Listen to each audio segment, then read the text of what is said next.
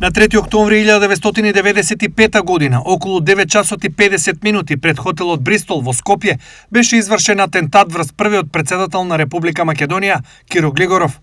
Експлозијата беше предизвикана од автомобил бомба скриена во Citroen Ami 8 со околу 20 кг експлозив, кој беше активиран со далечински управувач во моментот кога службеното возило на претседателот се движеше кон собранието. Патот му го забавило едно фичо, што го довело до моментот на експлозијата.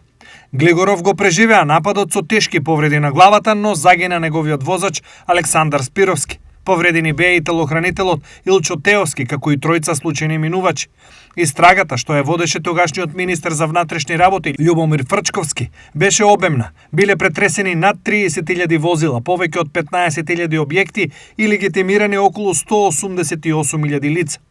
Киро Глигоров ја заврши својата политичка мисија како прв претседател на независна Македонија и почина на 1 јануари 2012 година во 94-та година од животот.